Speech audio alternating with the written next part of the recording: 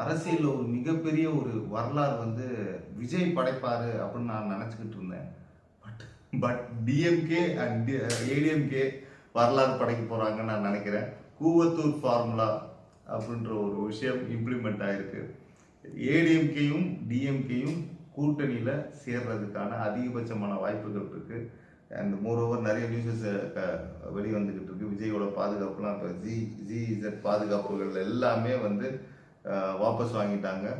And moreover அதிகபட்சமான வாய்ப்புகள் எடப்பாடி அவர்களுக்கு இருக்குன்னு நினைக்கிறேன். முதல்வர் அவர் வந்து உட்காந்துருவார்னு நினைக்கிறேன். அண்ட் மோரோவர் இது எப்படின்னு தெரியல. ஏடிஎம்கே டிஎம்கே பேச்சுவார்த்தை எப்படி பண்ணியிருக்காங்கன்னு தெரியல. சுழற்சி முறையில் வந்து முதலமைச்சராக இருப்பாங்களா, இல்லை வந்து எடப்பாடி அவர்கள் முதலமைச்சராகவும் உதயநிதி ஸ்டாலின் சார் அவர்கள் வந்து டெப்யூட்டி சீஃப் மினிஸ்டராக இருப்பாங்களான்னு தெரியல. இது பார்க்குறப்ப இந்த கேம் என்னடா பாலிடிக்ஸில் இப்படிலாமா நடக்கும் அப்படின்றது எனக்கு ரொம்ப ஆச்சரியமாகவும் இருந்தது. பட் எனிவே ஐ திங்க் இந்த ஒரு ஒற்றுமைக்கு விஜய்க்கு ஒரு மிகப்பெரிய ஒரு முக்கியமான பங்கு இருக்குது. எனக்கு விஜய் வந்து ஜெயிச்சதுக்கப்புறம் விஜய் ஆட்சி அமைக்கணும்னு நான் ரொம்ப எதிர்பார்த்தேன். பட் ஜெயிச்சு ஒரு மெஜாரிட்டியில் ஒரு சிங்கிள் பார்ட்டியாக மெஜாரிட்டியில் ஜெயிச்சதுக்கப்புறம் ஒரு நாள் தான் ஆச்சு. அதுக்குள்ளேயும் அவ்வளோ அட்டூழியங்கள், அவ்வளோ பப்ளிக் பிளேசஸில் நிறைய ஒரு அடாவடியான ரவுடிசமான நிறைய விஷயங்கள் தொடர்ந்து நடந்துகிட்டு இருந்தது.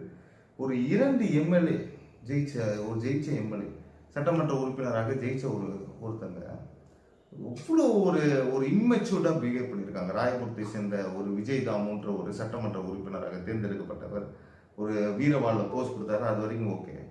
உட்காந்து கேக்கு கட் பண்ணுறது, இதெல்லாம் ஒரு எம்எல்ஏ ஒரு மக்களோட ரெப்ரசன்டேட்டிவோடைய ஒரு செயல்பாடுகளா?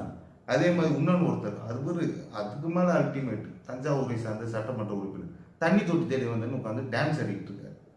இன்னொன்று ஒரு வகையில் அதுக்கப்புறம் வந்து பார்த்தீங்கன்னா ஒரு வட்ட செயலாளராக இருக்கக்கூடிய ஒருத்தர் வந்து ஒரு 10 வயது சிறுமி, பெண்களுக்கு பாதுகாப்பு கொடுக்குறேன், சட்ட ஒழுங்கை வந்து மேம்படுத்துகிறேன், நான் வந்து நல்ல ஆட்சி கொடுப்பேன்லாம் வந்து விஜய் அவர்கள் வாக்குறுதி கொடுத்தாரு.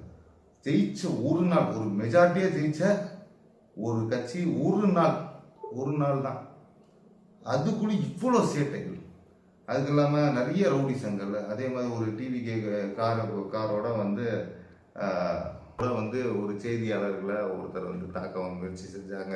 இந்த ஒரு நாளில் நிறைய செய்திகள் ஃப்ரீக்வெண்ட்டாக நடந்துட்டு வந்தது. ஸோ என்னடா இது இப்படி தான் 5 வருஷம் போதா அப்படின்னு நினைக்கிறப்ப ஒரு அரசியல் வரலாற்றில் ஒரு மிகப்பெரிய ஒரு செக்கா ஏடிஎம்கே அண்ட் டிஎம்கே வந்து இப்போ பேச்சுவார்த்தையில் இருக்காங்க. And more over it is fixed. I think நான் முதல்ல வாழ்த்து சொல்லணும்னு நினைக்கிறேன் எடப்பாடி ஐயா அவர்களுக்கு. என்னுடைய மனமார்ந்த வாழ்த்துக்கள். ஒரு நல்ல ஆட்சி, நல்ல ஆரோக்கியமான ஆட்சி அமையும் என்று நான் எதிர்பார்க்குறேன். உதயநிதி ஸ்டாலின் அவர்களுக்கு என்னுடைய மனமார்ந்த வாழ்த்துக்கள். கண்டிப்பாக நீங்கள் ஒரு நல்ல ஆட்சி நீங்கள் அமைப்பீங்க. மேற்கொண்டும் உங்கள் கட்சியை இன்னமும் இந்த ஒரு 5 வருஷத்தில் 2 கட்சிகளும் இன்னும் மேற்கொண்டு நல்ல பலம் அடைஞ்சு நல்ல மக்கள் ஆட்சியாக நீங்கள் கொடுப்பீங்கன்னு எதிர்பார்க்குறேன். All the best.